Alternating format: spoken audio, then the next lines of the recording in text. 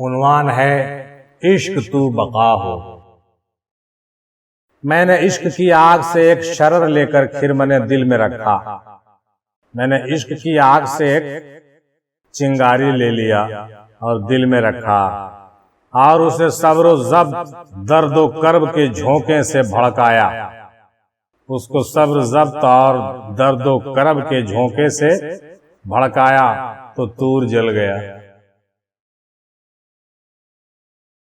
इश्क की आग से तूर जल गया। आवाज आई, ये तो बता, ये तो इब्तदा है, ये तो अभी शुरुआत है। फिर मैंने शाख हस्ती में बिखरे हुए तमाम तिनकों को इकट्ठा किया और तिनकों के अंबार पर बैठ गया।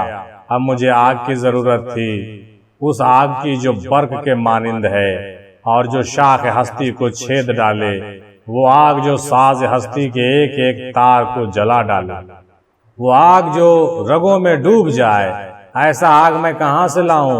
भला मैं हकीर सा परिंदा, मुझे आग कौन देगा? मैंने सितारों की तरफ मुल्तजाना निगाह से देखा। उसने इशारों ही इशारों में कह दिया कि मुझमें वो हिद्दत नहीं जो तेरी साख हस्ती को फूंक सके। मैंने चांद से आजिज़ी की, उसने मुस्कुरा कर मुंह बादल में छुपा लिया। तब मैंने आफताब से एक शरर की भीख मांगी तो उसने मेरे सवाल का जवाब नहीं दिया। आखिर मैं मायूस फरियादी बनकर आसमान के सिमत घोरने लगा। कुदरत ने मेरी फरियाद सुन ली। तूफान उठा, बादल छाया। बर्क ने स्याह बादलों के वर्क पर अपनी चकाचौंध कर देने वाली रोशनाई से लिखा तानसेन। अब बादल में लिखा गया तानसेन। मैं उन इशारों को समझ न पाया और दिमाग के वर्क को उलटने लगा। मेरे जहन के गोशे से एक आवाज गूंज उठी, दीपक राग। बस मुझे वो आग मिल गया। यानी इशारा कुदरत ने दिया तानसेन, तो मैंने लगाया दीपक राग।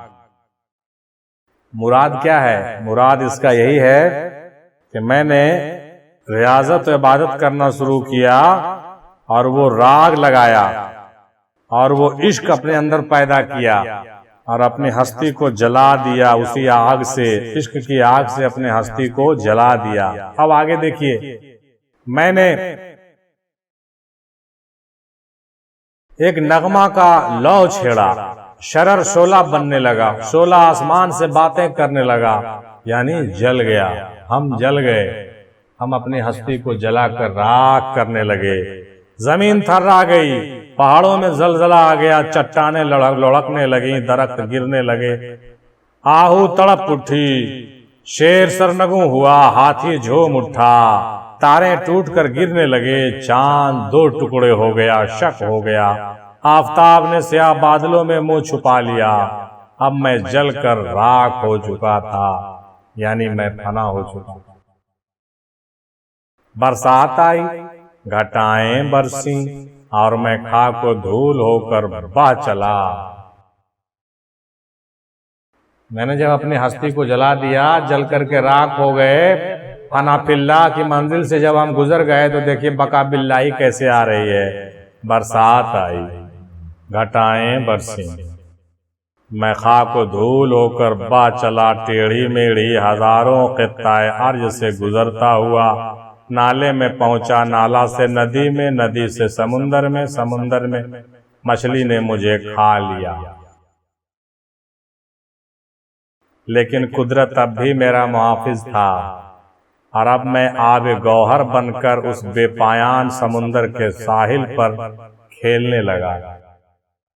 मेरे माबूद, अब मैं मूसा नहीं और तू जलवाए तूर नहीं, अब मैं ईसा नहीं और तू शम्माए इंजील नहीं, अब मैं तू हूं और तू मैं हूं, फना फिल्लाह बका बिल्लाह।